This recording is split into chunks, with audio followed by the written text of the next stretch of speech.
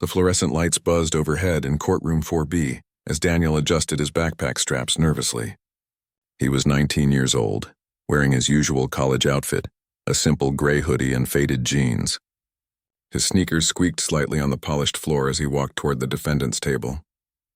Today was the day he would represent himself in small claims court against his former landlord. The courtroom wasn't packed, but there were enough people scattered in the gallery to make Daniel feel exposed. A few other cases were scheduled for the morning, and their lawyers sat confidently in expensive suits, shuffling through thick folders. Daniel clutched his worn backpack closer. Inside was everything he needed, but looking around at the polished professionals, he suddenly felt very young and very alone. Judge Harold Brennan entered through the side door, his black robe flowing behind him. He was in his late 50s with graying hair and a stern face that looked like it rarely smiled. Everyone stood as he took his seat at the bench. The judge glanced at his schedule, then looked down at the courtroom with the expression of someone who had seen it all before and wasn't particularly impressed by any of it. Case number 2847, Daniel Torres versus Riverside Property Management, the clerk announced.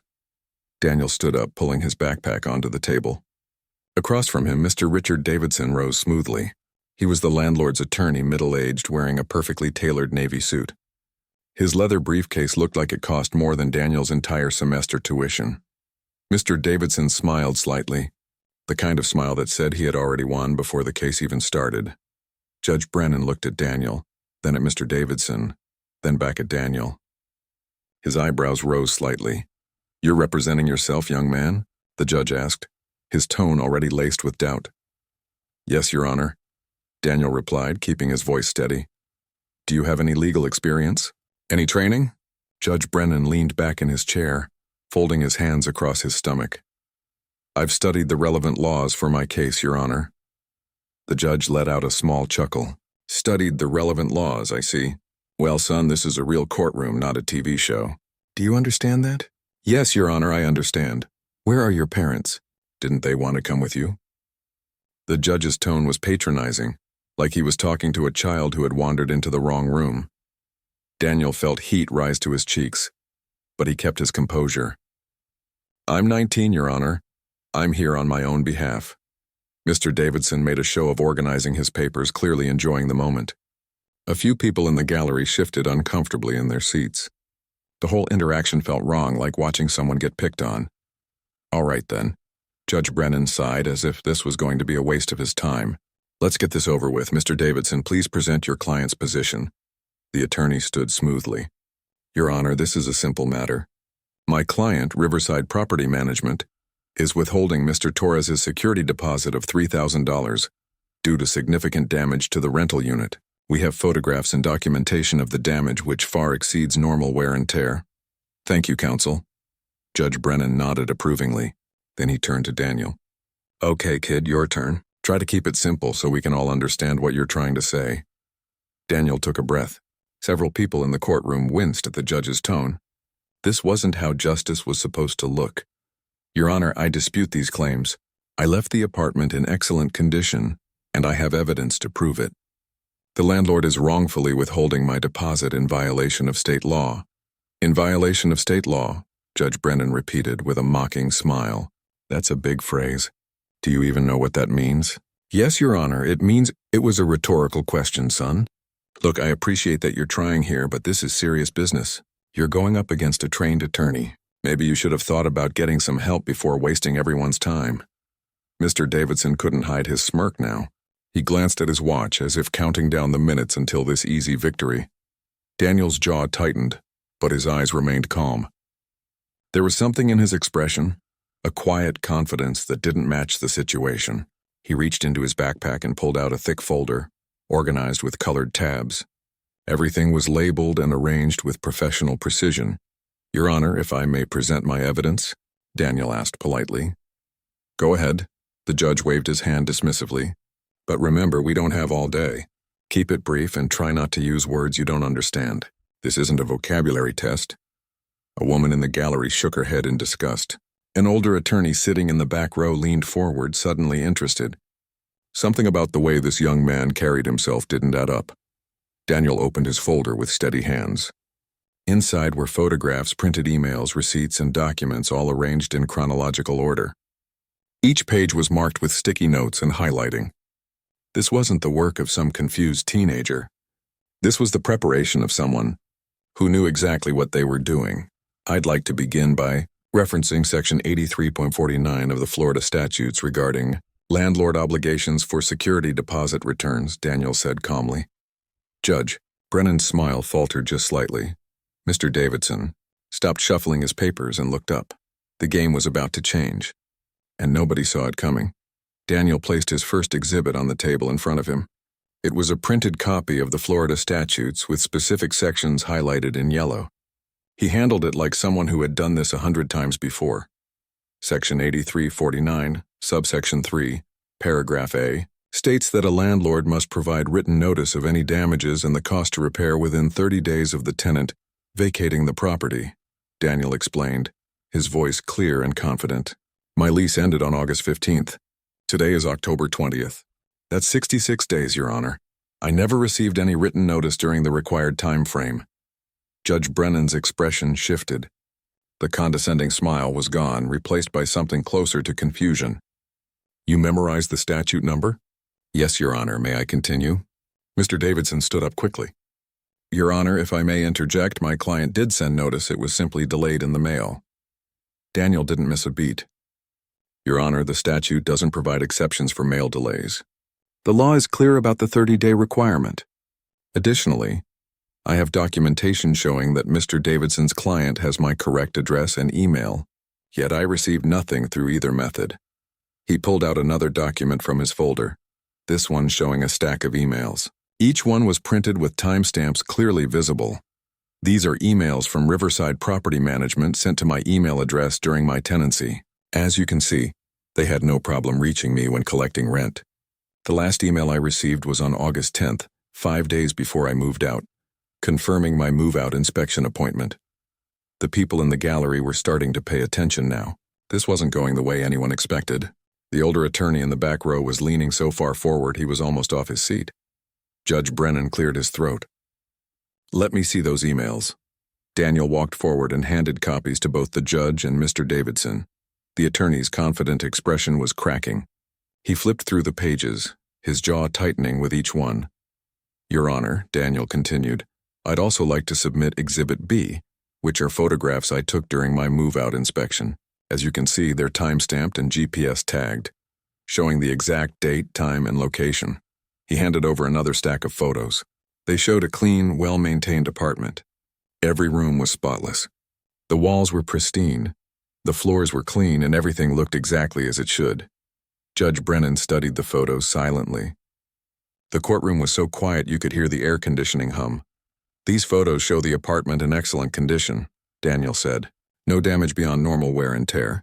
In fact, I'd like to point out that normal wear and tear is explicitly protected under Florida Statute 83.51, which states that a landlord cannot charge for deterioration that occurs from ordinary use. Okay. Judge Brennan held up his hand, clearly irritated now. You don't need to quote every statute you found on the internet, son. We get it. With respect, Your Honor, these aren't from the internet. These are from the official Florida Senate website, which publishes the state's legal code. I can provide the exact URL if needed. Mr. Davidson stood up again, his face slightly red. Your Honor, my client disputes these photographs. We have our own documentation showing significant damage. Then let's see it, Daniel said calmly, turning to face the attorney directly. Mr. Davidson fumbled with his briefcase and pulled out a folder. He handed several photos to the judge. They showed carpet stains, scratched walls, and what looked like a broken cabinet door. Daniel looked at the photos and immediately shook his head. Your Honor, may I examine the metadata on these photographs? The what? Judge Brennan asked. The metadata. Every digital photograph contains information about when it was taken, what device was used, and sometimes even the location. It's embedded in the file. The judge stared at Daniel for a long moment. This was not typical small claims court conversation. How do you know about metadata? It's basic digital forensics, Your Honor. If Mr. Davidson can provide the original digital files, I can demonstrate that these photos were not taken during my tenancy. Mr. Davidson's face went from red to pale. Your Honor, I don't have the digital files with me. These are prints provided by my client. How convenient, Daniel said quietly. Then he pulled out another document. However, I do have this. It's a signed move-out inspection form completed by the property manager, Linda Chen, on August 15th. As you can see, she noted 0 damages requiring deposit deductions. Her signature is right here. He placed the form on the judge's bench. Judge Brennan picked it up and read it carefully. His expression darkened. Mr. Davidson, your client's own employee signed a document saying there was no damage, but now you're claiming $3,000 in damages. The attorney opened his mouth, then closed it. He looked at his papers, then back at the judge. Your Honor, there may have been a miscommunication between our office and the property management staff. A miscommunication, Daniel repeated. Or perhaps a deliberate attempt to defraud a tenant. Your Honor, I'd like to reference the case of Johnson versus Redwood Properties, a 2019 Florida appellate court decision that established precedent for tenant rights in exactly this type of situation. Judge Brennan's eyes went wide. You're citing appellate court decisions now? Yes, Your Honor. In Johnson, the court ruled that when a landlord provides contradictory documentation, the benefit of the doubt goes to the tenant. Furthermore, if the court finds that the landlord acted in bad faith, the tenant is entitled to damages plus attorney fees. The courtroom was completely silent now. Every person in the gallery was staring at Daniel. Mr. Davidson looked like he wanted to sink through the floor. Judge Brennan set down his pen and folded his hands. Young man, where exactly did you learn all of this? Daniel met the judge's eyes steadily. I've had extensive legal training, Your Honor. What kind of training? Some online course? No, Your Honor, formal training. But I'd prefer to let my arguments speak for themselves rather than rely on credentials. The judge leaned back in his chair, studying Daniel with new eyes. The mocking tone was completely gone now, replaced by something closer to respect or maybe confusion or perhaps both. Mr. Davidson requested a moment to consult with his client. Judge Brennan granted it, but he never took his eyes off Daniel. Something big was happening here, and everyone in the courtroom could feel it. Mr. Davidson walked quickly to the back of the courtroom where his client sat, a middle-aged man in a cheap suit who ran Riverside Property Management. They huddled together, whispering urgently. The property manager kept shaking his head and pointing at Daniel, clearly frustrated. From the defendant's table, Daniel calmly organized his remaining documents, completely unbothered by the delay. Judge Brennan used the break to reread the move-out inspection form. His finger traced over the signature, then moved to the date. His frown deepened with each passing second. Finally, he looked up at Daniel. While we're waiting, I have to ask. You said you had formal legal training. What does that mean exactly? It means I've studied law extensively, Your Honor. I understand courtroom procedures, rules of evidence, and case law. That's not what I asked, the judge pressed. I'm asking where and how you received this training. Daniel smiled slightly. Your Honor, with respect, does it matter? You told me earlier that this isn't a vocabulary test. I assumed you meant we should focus on the facts of the case rather than credentials. A few people in the gallery tried to hide their smiles. Someone in the back actually chuckled. Judge Brennan's face turned red, but he couldn't argue with his own words being used against him. Point taken, the judge muttered. Mr. Davidson returned to his table, looking decidedly less confident than when the day started. The property manager stayed in his seat, arms crossed, staring at Daniel with obvious anger. Your Honor, Mr. Davidson began, my client maintains that there was damage to the unit. However, in the interest of resolving this matter efficiently, we'd like to propose a settlement. We'll return half of the security deposit, $1,500, and we can all move on. Daniel didn't even pause. No, Your Honor, I reject that settlement. Judge Brennan raised his eyebrows. You're rejecting $1,500? Yes, Your Honor, because I'm entitled to the full $3,000 plus additional damages. Additional damages? Mr. Davidson's voice cracked slightly. Your Honor, that's ridiculous, is it? Daniel pulled out another document. Your Honor, I'd like to introduce evidence that Riverside Property Management has a pattern of withholding security deposits from young tenants, specifically targeting college students. The courtroom erupted in whispers. Judge Brennan banged his gavel once. Order, Mr. Torres, that's a serious accusation. I have proof, Your Honor. Daniel held up a stack of papers. These are public court records from the past 2 years. Riverside Property Management has been sued 14 times for security deposit disputes. 13 of those cases involved tenants between the ages of 18 and 23. 12 of those cases were settled out of court for undisclosed amounts. Mr. Davidson jumped to his feet. Your Honor, this is completely irrelevant to the current case. We're here to discuss Mr. Torres's apartment, not other properties. Actually, Your Honor, it's very relevant, Daniel countered. It establishes a pattern of behavior that demonstrates bad faith. Under Florida Statute 8349, subsection 3, paragraph C, if a landlord acts in bad faith by wrongfully withholding a security deposit, the tenant can recover damages in an amount equal to 3 times the amount wrongfully withheld, plus reasonable attorney fees. Judge Brennan set down his gavel carefully. You're asking for treble damages? Yes, Your Honor. 3 times $3,000 equals $9,000, plus court costs. The property manager shot to his feet in the back row. This is insane. You can't do this. Sir, sit down, Judge Brennan ordered. The man reluctantly obeyed, but he looked like he was about to explode. Mr. Davidson was sweating now. Your Honor, this is highly unusual for a small claims case. My client made an honest mistake. There's no bad faith here. An honest mistake? Daniel's voice remained calm but firm. Your Honor, the evidence shows otherwise. The property manager signed a form confirming 0 damages. Then, weeks later, they claimed massive damages and provided suspicious photographs with no metadata. They deliberately targeted me because they assumed a 19-year-old college student wouldn't know how to fight back. That's not an honest mistake. That's a calculated strategy. The older attorney in the back row was nodding along, clearly impressed. A younger woman next to him was taking notes furiously. Daniel continued, I've researched every single one of those 14 cases. Want to know what they have in common? Not one of those young tenants had legal representation. Not one of them knew their rights. Riverside Property Management has made a business model out of stealing from young people who don't know any better. Your Honor, I object to this characterization, Mr. Davidson protested weakly. Objection noted, Judge Brennan said, but his tone suggested he was starting to believe Daniel's version of events.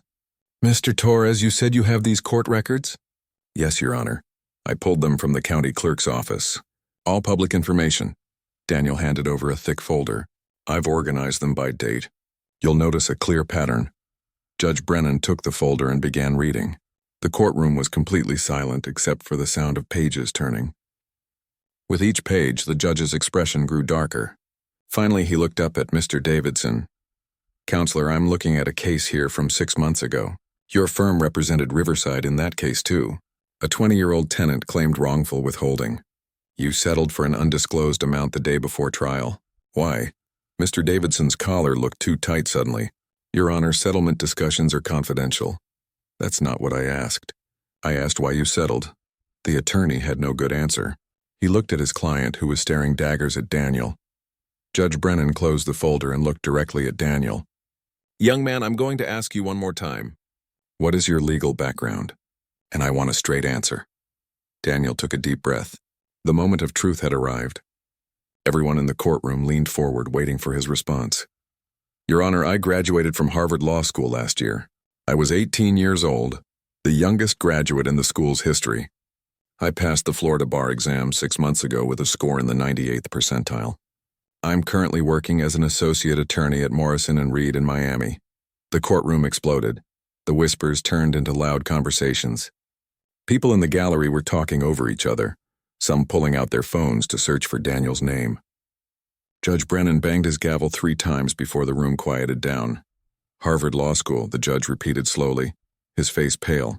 At 18 years old. Yes, Your Honor. I completed my undergraduate degree in 2 years through an accelerated program, then finished law school in the standard 3 years.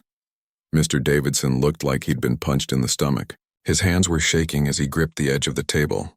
The property manager in the back had his head in his hands. The older attorney in the back row stood up suddenly. Your Honor, if I may, I'm attorney Robert Palmer. I know this young man's work. He wrote an appellate brief last year on tenant rights that was cited by the Florida Supreme Court. It's an honor to see him in action. Judge Brennan's face went from pale to red. He'd spent the entire morning mocking one of the brightest legal minds in the state, maybe in the country. And everyone in this courtroom had witnessed it. Mr. Torres, the judge said quietly, his voice completely different now. "Why didn't you introduce yourself as an attorney at the beginning of this proceeding?" Daniel met his eyes steadily. "Because I wanted to see if justice would be served based on the facts and the law, not based on who I am or what credentials I have. Every day people walk into courtrooms just like this one. Young people, poor people, people who can't afford lawyers, and they get treated exactly the way you treated me this morning, Your Honor."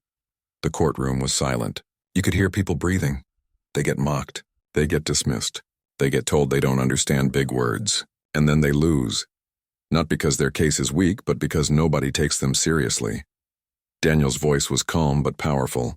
"I wanted to experience what they experience. And honestly, Your Honor, what I experienced today was deeply disappointing." Judge Brennan looked down at his desk. For a moment, he said nothing. When he looked back up, there was something different in his eyes.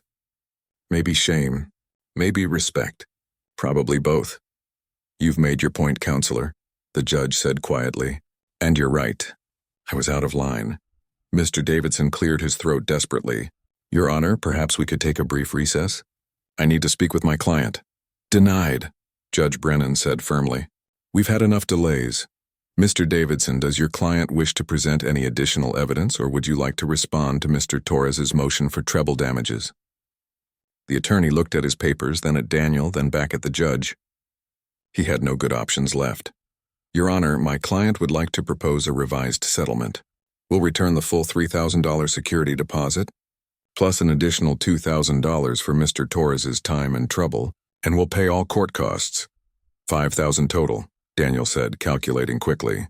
"That's still less than the $9,000 I'm entitled to under the statute." "Your Honor, please," Mr. Davidson pleaded.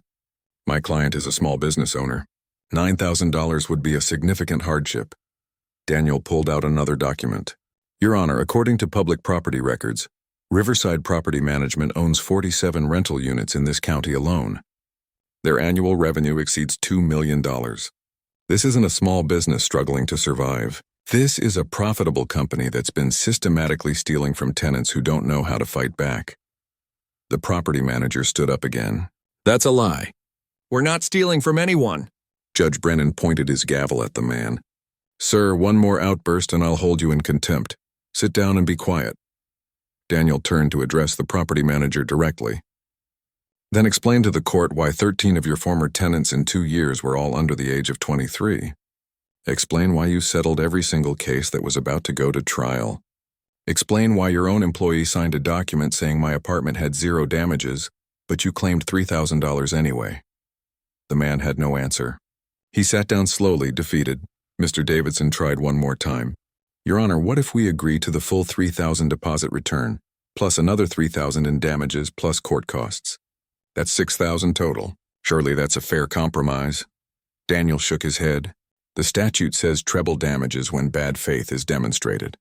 I've demonstrated bad faith conclusively, but I'm willing to accept a modified settlement, Your Honor, with one additional condition." "What condition?" Judge Brennan asked. "Riverside Property Management must revise their security deposit policies. They must provide all tenants with a written explanation of their rights under Florida law. They must complete move-out inspections with the tenant present, and they must return all deposits within the statutory timeframe or face automatic penalties. These policy changes must be submitted to the court within 30 days and must remain in effect for a minimum of 5 years.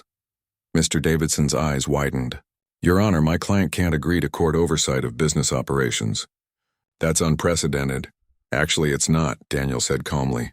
"In the case of Martinez versus Ocean View Rentals, a 2018 decision from this very court, Judge Patterson imposed similar oversight after finding a pattern of tenant abuse. The precedent is clear." Judge Brennan looked at Mr. Davidson. "Your client has 2 choices. Accept Mr. Torres's settlement terms, or we continue to trial and I rule on the treble damages motion. Based on the evidence I've seen today, I'm inclined to grant it. What's it going to be?" Mr. Davidson turned to look at his client. The property manager stared at Daniel with pure hatred, but finally he gave a small nod. "We accept the settlement terms," Mr. Davidson said quietly. "All of them?" Daniel pressed. "The full deposit return, the $6,000 in total payments, the policy changes, and the court oversight?" "Yes, all of them," Judge Brennan nodded. "So ordered." Mr. Torres, please prepare a settlement agreement with all terms clearly stated. Mr. Davidson, your client will sign it before leaving this courthouse today. Court is adjourned. The gavel came down with a final bang. The courtroom slowly emptied as people gathered their belongings. Daniel packed his documents back into his worn backpack, the same careful organization he'd shown all morning. Mr. Davidson and his client rushed out a side door, avoiding eye contact with everyone. But Daniel wasn't alone for long. Attorney Robert Palmer approached first, extending his hand. That was remarkable. I've been practicing law for 30 years, and I've never seen anything quite like that. Daniel shook his hand. Thank you, sir. I've read several of your cases. Your work on housing discrimination helped shape my understanding of tenant rights. You're too kind, the older attorney smiled. Listen, if you ever want to discuss case strategy or just talk shop, here's my card. We need more attorneys like you who actually care about justice. A younger woman who'd been taking notes came forward next. Mr. Torres, I'm Jennifer Park. I write for the County Legal Journal. Would you be willing to answer a few questions about what happened here today? Before Daniel could respond, Judge Brennan's voice called out from the bench. Mr. Torres, could you stay for a moment? I'd like a word in my chambers. Daniel nodded to the reporter. Maybe another time. Then he walked toward the judge's chambers, uncertain what to expect. The judge's office was smaller than Daniel imagined, filled with law books and framed certificates.